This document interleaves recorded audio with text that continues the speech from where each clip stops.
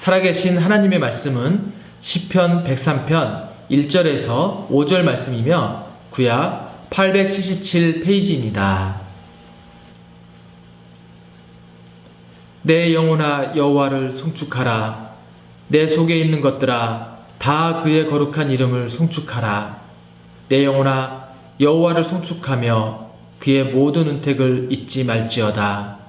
그가 내 모든 죄악을 사하시며 내 모든 병을 고치시며 내 생명을 파멸해서 속량하시고 인자와 궁율로 관을 씌우시며 좋은 것으로 내 소원을 만족하게 하사 내 청춘을 독수리같이 새롭게 하시는도다. 아멘. 이어지는 순서는 생명의 말씀 시간입니다. 우리 목사님께서 왜 여호와를 송축해야 할까요? 라는 제목으로 선포하시는 말씀에 아멘하여 큰 은혜 받으시기 바랍니다. 요즘 시대를 일컬어서 마치 암보다 더 무섭다고 하는 감사 불감증의 시대라고 말을 합니다. 무슨 시대라고 말을 한다고요? 감사 불감증의 시대. 여러분, 암 무섭지요. 그러나 이거보다 더 무서운 것이 있으니 바로 감사 불감증이라고 볼 수 있겠습니다.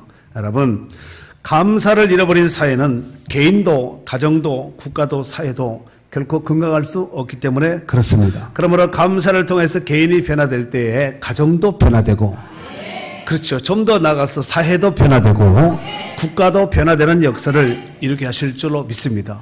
그래서 행복으로 묻어난 작은 한 사람의 여러분 나비 효과라는 말이 있지 않습니까? 한쪽에서 휙 하면은 그것이 계속해서 영적인 도미노 현상이 일어나서 많은 사람들을 부욕해 하는 거지요. 그와 같듯이 오늘 가정이 변화되고 사회가 변화되고 국가가 변화되고 시대가 변화되는 복된 행복을 누리게 될 줄로 믿습니다. 시편 50편 23절에 보면은 감사로 제사를 드리는 자가 나를 영화롭게 하나니 그의 행위를 옳게 하는 자에게 내가 하나님의 구원을 보이리라 그랬습니다. 그러니까 하나님은 감사하는 사람을 기뻐한다는 거예요. 그러므로 이런 감사, 더 많은 감사를 발견하여서 더 풍성한 은혜의 주인공이 될 수 있기를 주의 이름으로 축원합니다. 여러분들 잘 아시다시피 오늘 본 시는 시편 103편은 다윗이 기록한 시입니다. 여러분, 다윗이 우리가 성경에 보면은 굉장히 많은 시를 지었습니다. 그 중에서 정말 주옥 같은 시가 있으니 시편 1편 다윗이 지었죠. 그 다음에 또 여러분이 잘 알고 있는 뭐가 있죠? 시편 23편. 정말 주옥 같은 시입니다. 명시입니다. 시대를 초월해서 오고 오는 세대 가운데 앞으로도 아마 명시가 되지 않겠나. 그리고 다윗이 지은 또 명시 가운데 주옥 같은 시가 있으니 바로 오늘 본 시라고 볼 수 있겠습니다. 최소한 다윗이 지은 시가 많은데 그 중에서 시편 1편, 23편, 그 다음에 이제 오늘 103편 이 정도의 그 시는 다윗이 지었다 하는 정도로 여러분들이 좀 이렇게 기억을 해주시면 좋을 것 같습니다. 그런데 특별히 오늘 본 시는 다윗이 그냥 막연하게 하나님이 이랬으면 좋겠다, 저랬으면 좋겠다, 내 인생이 이랬으면 좋겠다, 저랬으면 좋겠다 하는 이렇게 지은 시가 아니라 하나님께서 자기 인생 가운데 직접 개입하셔서 자기에게 어떻게 역사하시고 그래서 어떻게 하나님께서 인도하시고 주관하셨다는 그 사실을 체험적으로 고백한 시가 바로 오늘 본 시라고 볼 수 있겠습니다. 그러니까 체험에서 나온 시니까 그냥 막연하지 않습니다. 확실하고 구체적이라는 말씀입니다. 사실 하나님께서 우리 인생들에게 입혀주신 그 은혜를 손을 꼽아서 따져보면은 한 손가락뿐만 아니라 두 손가락도 모자라고 두 손이 모자라면은 두 발가락, 두 발에 있는 발가락을 동원해도 모자라지요. 심지어는 우리 머리털을 만약에 개수해서 센다면은 두 손, 두 발, 우리 머리카락도 다 동원한다 할지라도 그 수를 따져본다면은 정말 부족하지 않겠습니까? 그래서 우리 찬송가에 보면은 그런 찬양하잖아요. 하늘을 두루마리 삼고 바다를 먹물 삼아도 하나님의 사랑을 다 기록할 수 있다 없다? 없다는 거예요. 그 은혜를 하나님께서 우리에게 주신 줄로 믿습니다. 그리고 하나님의 은혜는 이 땅에 우리와 같은 생명 있는 존재뿐만 아니라 식물도 동물도 무생명체에게도 하나님께서 은혜를 입혀주셨다는 거예요. 어떻게 살아있는 자에게만 은혜를 입힌 것이 아니라 무생명체에게도 하나님께서 은혜를 입히셨을까 이렇게 의아하게 생각할 줄 몰라도 그렇지요. 돌에게도 하나님께서 은혜를 입었기 때문에 그 돌이 만들어지고 그 돌이 존재하는 것이 아니겠습니까? 그래서 무생명체까지 해도 그 은혜를 입혀 주신 하나님은 정말 좋으신 하나님이신 줄로 믿습니다. 우리 한번 이 찬양을 한번 하도록 하겠습니다. 우리에게 향하신 여호와의 인자하심이 아시죠? 우리에게 향하신 여호와의 인자하심이 크고 크도다 크시도다 크고 크도다 크시도다. 아멘. 그래요. 하나님께서 우리 인생들 가운데 행하신 그 모든 은택을 은총을 생각해 보면은 놀랍고 기기묘한 일들이 어찌 한두 가지겠습니까? 아멘이지요. 오늘 또 하나님께서는 그 은혜를 우리에게 주시기를 너무너무 기뻐한다는 거예요. 오늘 또 그 은혜가 여러분 10년 가운데 여러분의 가정과 직장과 자녀들 가운데 풍성하게 함께 하시기를 주의 이름으로 축원합니다. 사랑하는 성도 여러분, 사람들은 지난날의 과거에 받았던 은혜를 너무나도 참 쉽게 잘 잊어버리고 버리는 것 같습니다. 조금 하나님께서 응답 주시고 은혜 입혀 주시면 감사하다고 온갖 그냥 막 감사의 고백을 하죠. 그러다가 조그마한 문제와 돌부리에 넘어지게 되면은 그것 때문에 원망불평하고 하나님이 있냐 없냐 하면서부터 시작해가지고 온갖 불순종하고 원망불평하는 것이 예나 지금이나 앞으로의 사람의 모든 사람들의 보편적인 특징이 되지 않겠나 생각을 해봅니다. 여러분, 과거 이스라엘 역사에 그 광야 출애굽의 40년의 여정을 우리가 역사적으로 우리가 오경을 통해서 쭉 살펴보면은 그들이 목마를 때 하나님께서는 반석을 깨뜨리셔서 생수를 마시게 했습니다. 그리고 그들이 더울 때, 그들이 추울 때 구름 기둥과 불 기둥으로 하나님께서 취향과 또 난로를 보온하셔서 그들을 40년 여정 가운데 하나님께서 복되게 인도하여 주신 줄로 믿습니다. 자, 이번에 미국 서부를 쭉 가면서 모하비 사막 그쪽을 차를 타고 이제 물론 고속도로 이제 대로가 가는데 길이 구부러진 것이 하나도 없고 여기서 10km, 20km 이상을 봐도 20km 뭐야 한 3, 40km, 50km를 봐도 그것이 직선이 저 끝까지 보이는 거예요. 그러니까 길이 얼마나 넓고 직선이라는 것을 제가 말씀을 표현하는 거지요. 그런데 가이드가 미리 얘기하는 거예요. 차가 에어컨이 이렇게 빵빵하니까 여러분들 숙소에서 나오실 때 트렁크에서 꼭 이렇게 긴 옷을 꼭 준비하세요. 모하비 사막은 40도가 넘어요. 그 나가면은 탁 차에서 나가면은 에어컨 차에서 딱 떨어지자마자 그냥 확 찌는 거예요. 아래 다리가 뜨거운 것이 이제 얼굴이 뜨거운 거예요. 화끈화끈하는 거죠. 직사광선 맞으면 막 구워질 정도로 계란 후라이 될 정도로 그렇게 뜨거운 거예요. 그런데 그렇게 시원한 에어컨 바람에 좋은 환경에 의자 앉아서 가는 거 아니에요. 뭐 삽질하면서 가는 것도 아니고. 그리고 대로를 가는데 구부러진 길도 아니고 계속 몇 시간을 그냥 가는 거지요.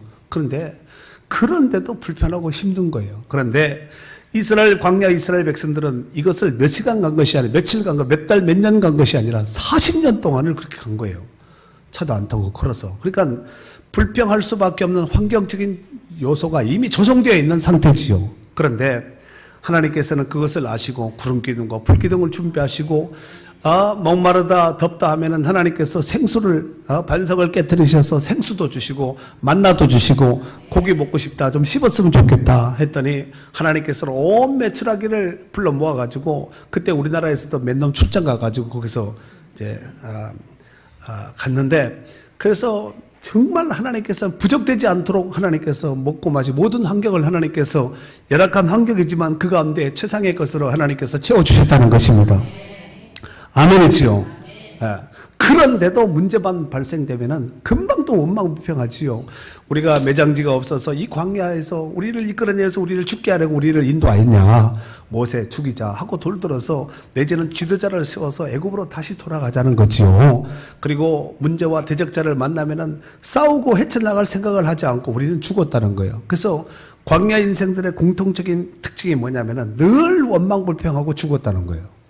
그런데 그 광야 인생은 그때만 있었던 것이 아니라 지금도 우리 주변에 뜨글뜨글하고 있다는 거예요. 혹시 내가 광야 인생이 아닌가? 나를 보면서 한번 자기를 측정해 볼 수 있는 귀한 시간이 될 수 있기를 바랍니다.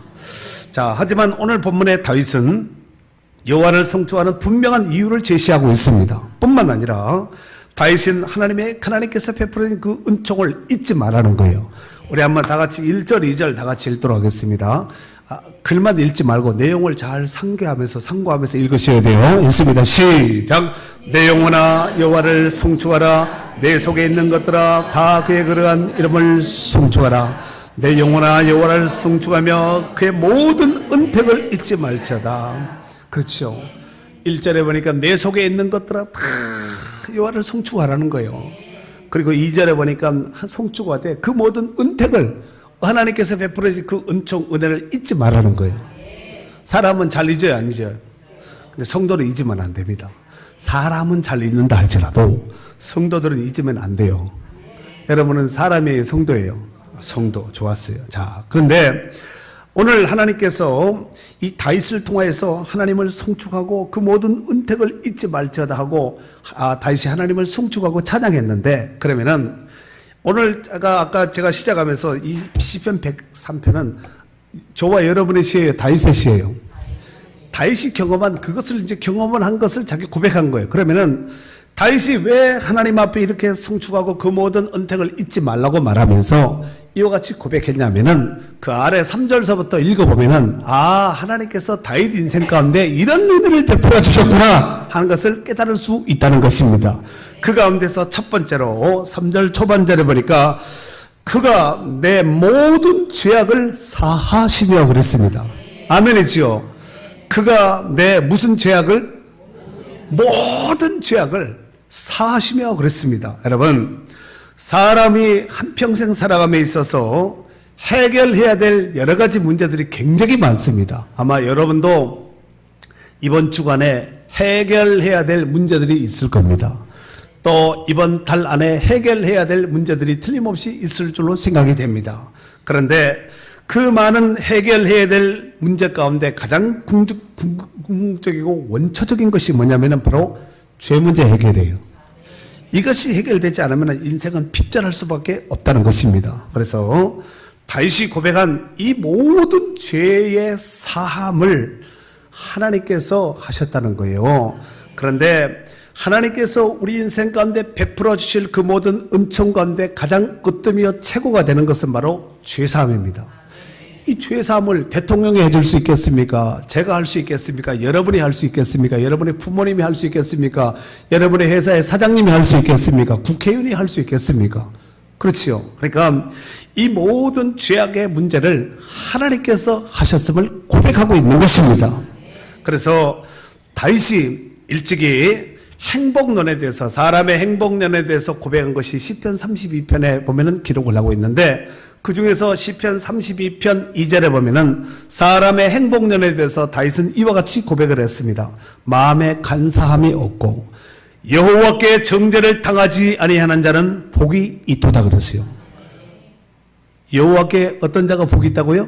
정죄함을 받지 않은 자, 여호와께 정죄를 당하지 않은 자가 복이 있다는 거예요. 여러분, 저와 여러분은 예수님 때문에, 예수님의 속량과 예수님의 사유하심 때문에 우리는 그 죄가 가려움을 받은 거예요. 여러분, 우리가 있는데 앞에 커튼을 딱 뒤집어 씌웠어요. 씌워버렸어요. 그러면은 저쪽에서 나를 볼 수 있을까요? 없을까요? 그게 가리워진 겁니다. 그러니까 우리 스스로 우리의 내용을 자체를 본다면은 죄덩어리지요. 사람이 잘 할 수 있는 것이 뭐지요? 끝내주게 할 수 있는 것이 잘 지어요? 프로페셔널합니다. 아주 끝내주지요. 도사들이지요. 그런데 이것이 가리워졌다는 거예요. 예수님께서 십자가의 대속하심으로, 성향하심으로 우리를 구속하셔서 하나님은 예수님을 보고 우리를 죄 없다고 그렇게 하나님께서 인정해 주셨다는 거예요. 아멘이지요. 그래서 여호와께 정죄를 당하지 아니하는 자가 복이 있다는 거예요. 오늘 우리의 자체로 본다면 쇳덩어리로 전락될 수밖에 없겠지만 예수 그리스도의 의로 인해서 칭의로 말미암아서 우리는 복을 덧입은 하나님의 거룩한 성도 자녀가 된 줄로 믿습니다. 그런데 여기서 그가 내 모든 죄악을 사하시며 했는데 이 사하다는 것이 능동분사형을 쓰고 있습니다. 그러니까 한 번만 사하는 것이 아니라 두 번만 사하는 것이 아니라 끊임없이 반복적으로 계속해서 사해주는 것을 능동분사형으로 사용이 되는 것입니다. 여러분, 우리가 연약하여서 셀 수 없는 죄를 수도 없이 많이 짓고 지금도 어쩌면 생각 속에 이게 막 수도 없이 들락날락 하는 것들이 있을 수가 있습니다. 그러나 그러함에도 불구하고 하나님께서는 우리를 불쌍히 여기셔서 계속하여 짓는 이 죄를 사유하시고 용서하신다는 거예요.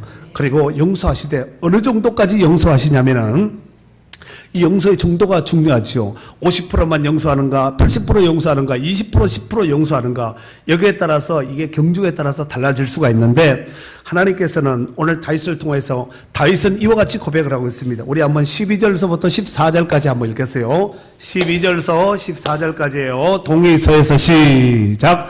동의서에서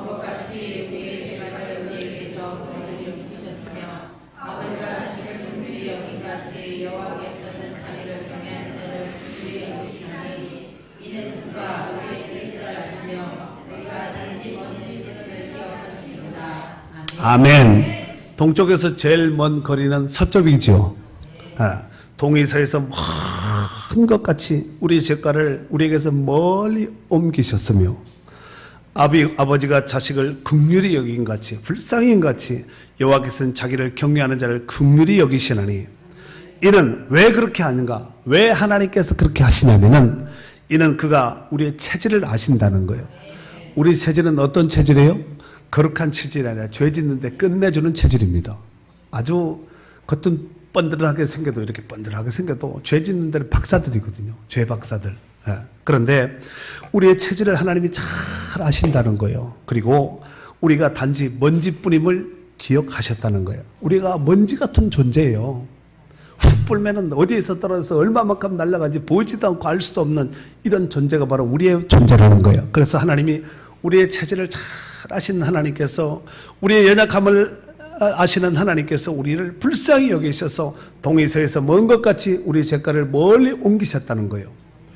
누구를 통하여서? 바로 독생하신 예수 그리스도를 통하여서 우리의 죄를 해결하여 주신 줄로 믿습니다.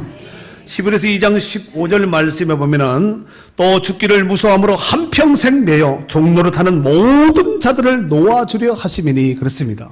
여러분, 죽인다면 다 무서워하잖아요. 죽인다면 다 무서워하거든요. 그런데 죄 아래서 죽기를 무서함으로 한평생 매어 종노릇하는 모든 자들을 놓아주기 위해서 하나님께서 독생하신 예수 그리스도를 보내셨다는 것입니다. 특별히 오늘 이 자리에 참석하신 여러분 중에서 혹시 죄의 무게로 인생이 옥죄이고 멍해로해서 고통 가운데 불안과 정말 염려, 근심이 잠식해 있는 성도들이 있다면 오늘 시간에 정말 한평생 매어 종노릇하는 모든 자들을 놓아주기 위해서 예수님께서 오셨다고 말씀하셨으니 이 은혜가 함께 하심으로 인해서 노임과 자유와 해방과 평안함을 풍성하게 누릴 수 있기를 주의 이름으로 축원합니다. 두 번째 3절 하반절에 보니까 내 모든 병을 고치시며 그랬습니다. 내 무슨 병을 고쳐요? 무좀하고 감기 정도는 고치고 암이나 중병 이런 불치병은 고치지 못하는 것이 아니라 내 모든 병을 고치시며 라고 말씀하고 있습니다. 여러분, 해 아래 살아가는 모든 사람들은 이 생로병사의 문제를 피할 수 없습니다. 누가 피할 수 있겠습니까? 진시황이 피하겠습니까? 뭐 어떤 황제가 피하겠습니까? 왕이 피하겠습니까? 무슨 뭐 노벨상을 받은 사람이 피할 수가 있겠습니까? 여러분, 또한 사람이 앓고 있는 거의 모든 질병은 인간의 범죄와 하나님을 떠난 불순종과 연관성이 있다는 것입니다. 그럼 말미암아서 인생들에게 죽기 직전에 찾아오는 것이 바로 질병이지요. 고통입니다. 여기서 병이라면 육체적인 질병뿐만 아니라 모든 내적, 외적 고통을 지칭하는 총망라라고 볼 수 있겠습니다. 특별히 오늘 본문의 다윗은 그 모든 병을 고쳐주셨음을 고백하고 있습니다. 글쎄, 우리가 이제 보통 겪을 수 있는 병이 있지 않겠습니까? 다윗도 사람인지라 아마 그런 병에 아마 걸려서 우리 같은 감기도 걸리기도 하고 뭐 여러 가지 이제 병에 걸리지 않았겠습니까? 오늘 최소한 내 모든 병을 고치시며 이 말씀 가운데는 이 고백 가운데서는 다윗의 우리가 알지 못하는 다윗의 어떤 병을 하나님께서 고쳐준 이 고백을 이렇게 표현하지 않았겠나 생각을 해보았습니다. 사랑하는 성도 여러분, 오늘 다윗의 병을 모든 병을 고치신 하나님께서는 시공간을 초월하셔서 즉 히브리서 13장 8절에 보니까 예수 그리스도는 어제나 오늘의 영원토록 동일하시다 그렇지요. 그 동일하신 하나님의 능력이 오늘 우리 가운데 함께 하심으로 인해서 여러분의 모든 속병, 겉병, 안암파괴, 머리서부터 발끝까지 모든 병이 치료함을 받는 귀한 은혜가 있기를 주의 이름으로 축원합니다. 세 번째로 여기 4절에 보니까 내 생명을 파멸해서 건져주셨다는 거예요. 그러면 4절 한번 읽겠습니다. 시작. 내 생명을 파멸해서 숙명하시고 인자와 국률로 간을 씌우시고. 여기서 파멸이라는 것은 단어가 뭐냐면은 구덩이, 무덤 이런 이제 단어를 지칭하는 사망을 의미하는 단어입니다. 다윗은 하나님의 은혜로 여러 번 죽을 고비를 수도 없이 겪었습니다. 여러분, 때로는 사울의 칼날에서 골리앗 앞에 섰을 때도 그 죽을 고비 넘긴 거 아니에요? 그리고 자식이 막 칼 들고 쫓아왔을 때도 뿐만 아니라 이런 외부적인 것도 있겠지만 정말 자기 안에 또 갈등하는 것도 얼마나 많았겠어요. 그렇지 않겠습니까? 외부적인 것도 있고 집안적인 것도 있고 심지어는 그 안에마저도 그렇죠.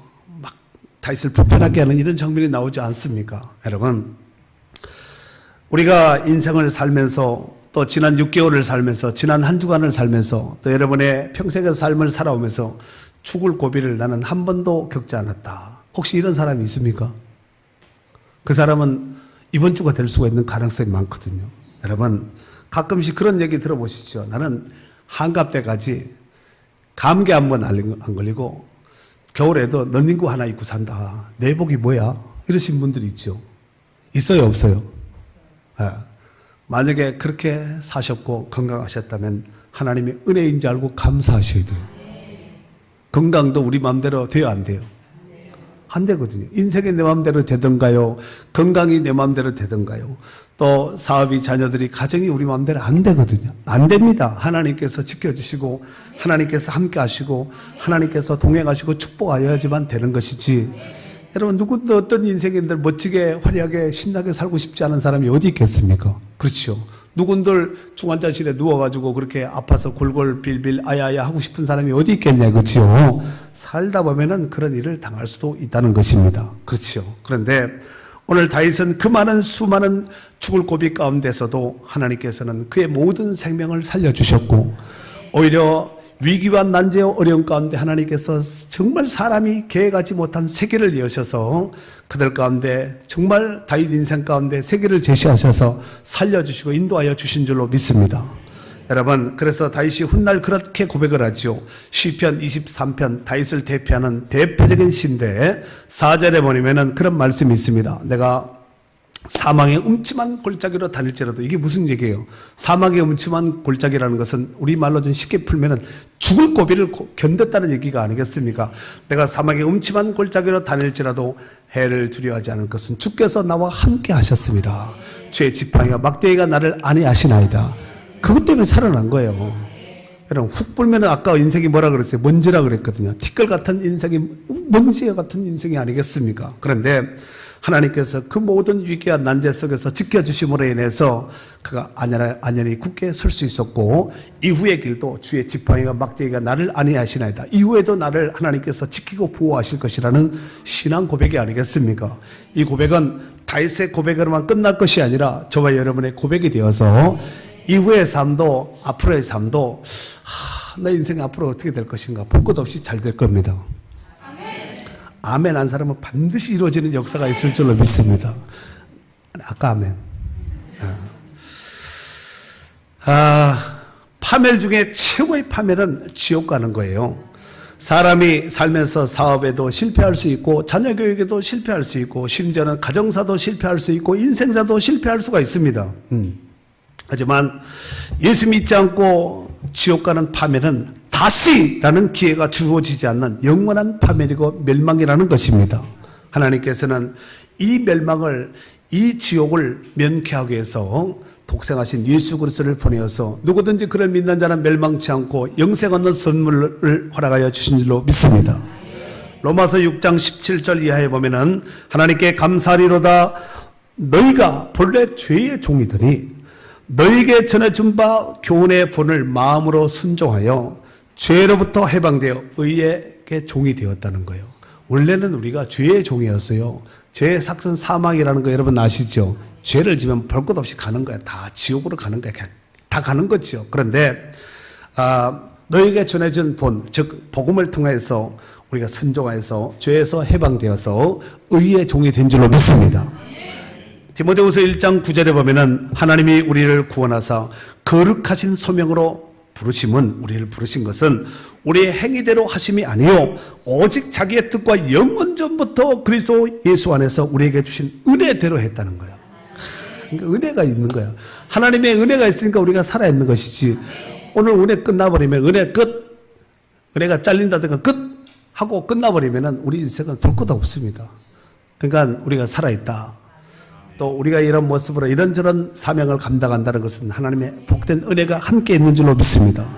이러므로 죄사함 받은 것을 감사하고 병 고침 받은 것을 감사하고 앞으로 고칠 것도 생각하며 감사하고 또 우리를 영원한 파멸에서 우리를 속량하시고 건져주신 것에 감사하고 그래서 우리는 가만히 생각하고 앉으라서나 생각하면 감사할 것밖에 없다는 거예요.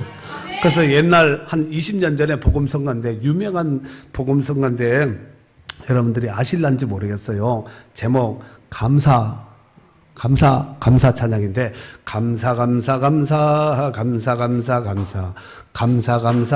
내 맘에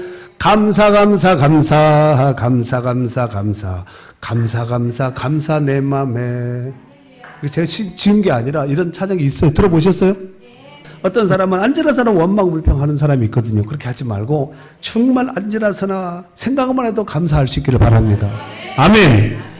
마지막 네 번째로 5절에 보니까 좋은 것을 주시는데 어떤 좋은 것을 주냐면은 온갖 좋은 것을 주셔서 하늘의 제왕이 독수리처럼 새롭게 해주신다는 거예요.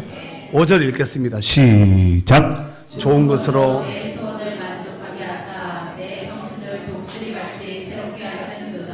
아멘.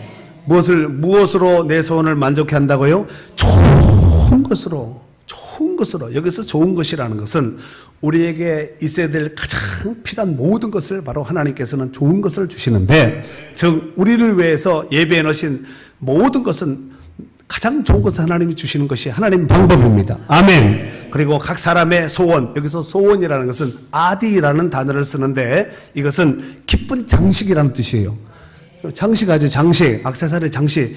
이게 기쁜 장식이야. 그래서 하나님께서는 기쁜 장식으로 우리에게 만족할 만한 이런 소원을 이루어 주신다는 말씀입니다.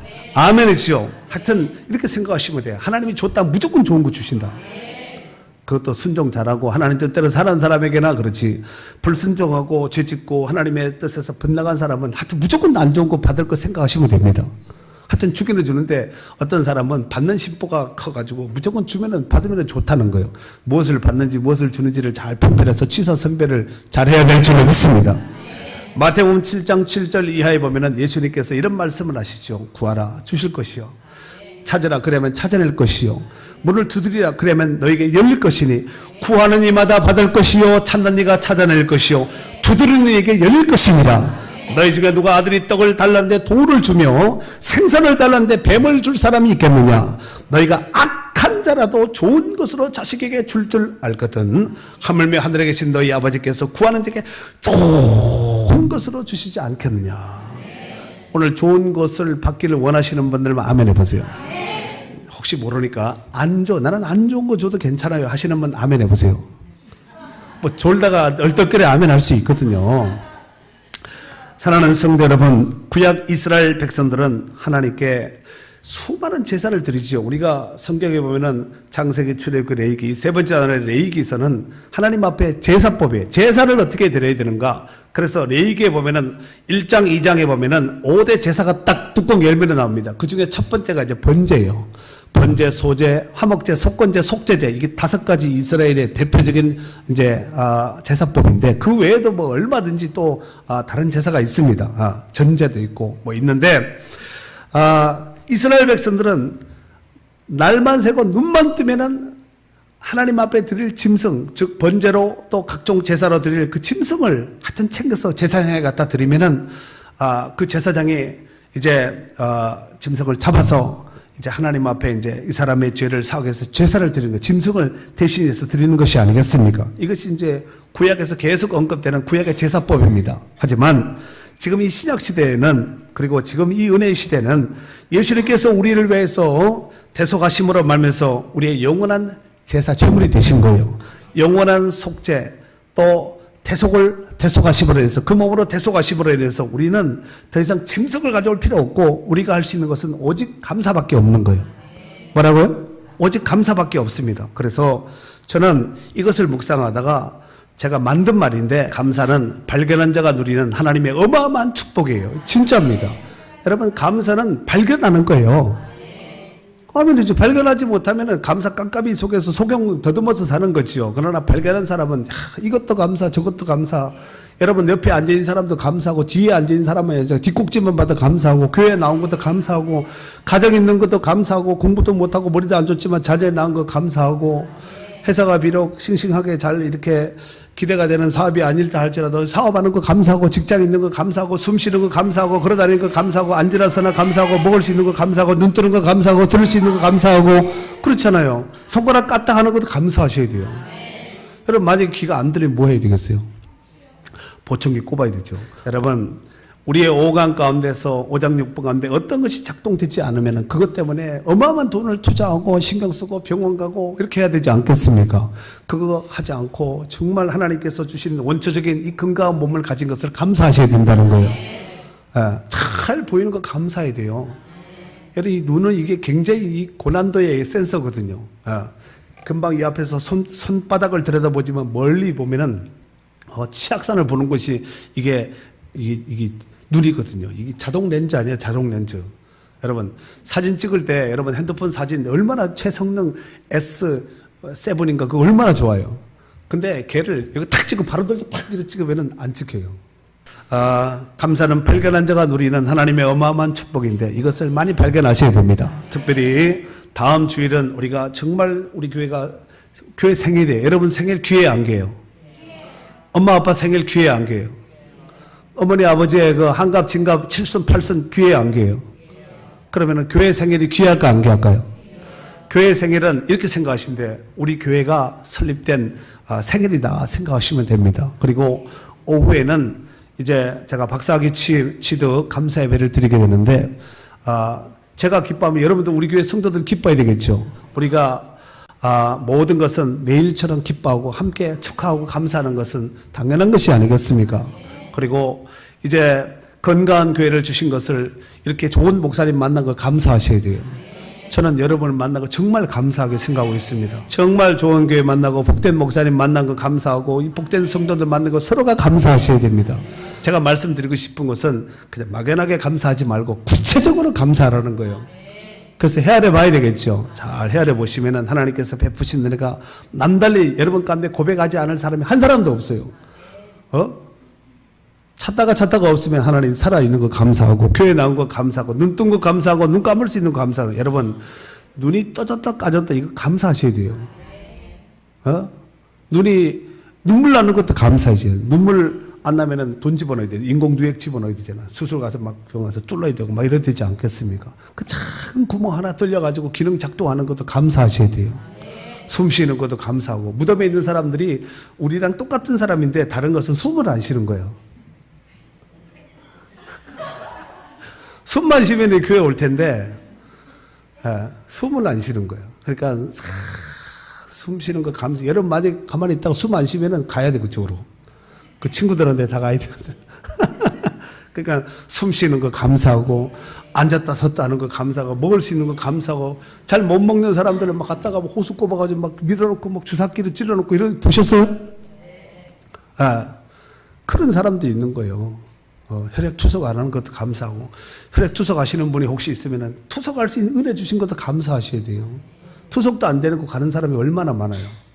그렇지 않아요. 생각해보면 살아있는 것이 기적덩어리가 살아있는 거예요. 그러니까 이 모든 것을 응집하고 압축해서 감사하셔야 됩니다. 아멘이죠. 감사의 절기를 앞둔 시점에서 더욱더 풍성한 감사를 더 많이 발견해서 누리는 자의 축복을 부유하게 누릴 수 있기를 바랍니다. 오늘 다윗은 분명하게 여호와를 송축해야 될 이유가 있었잖아요. 그러면 시편에서 103편에서 다윗이 그렇게 고백을 했다면 우리가 하나님께서 베푸신 은택을 또 은총을 잘 발견해서 돌이켜서 발견해가지고 우리도 누리서 고백하면 이런 104편이 나오고 103편 다시 1이 나오는 거죠. 아멘. 이런 복된 은혜가 비록 무더운 날씨지만 또 다음 주에 또 장마가 온다고 합니다. 장마 오는 것도 감사해야 돼요. 장마 때문에 산천초목이 다 씻기고 다 닦이고 개천이고 하수구 다 깨끗하게 청소되는 거 아니에요? 그죠? 태풍이 오므로 해서 바다가 다 청소되는 것이 아니겠습니까? 그렇죠? 그러므로 여러 가지 환난과 시련이 오면은 우리가 영적인 지각 변동이 일어나가지고 하나님을 찾고 의지할 수 있는 기회가 되는 거예요. 그래서 살아계신 하나님을 찬양하고 또 그 은택 가운데서 더 풍성함을 누릴 수 있는 축복의 성도들이 될 수 있기를 주의 이름으로 축원합니다.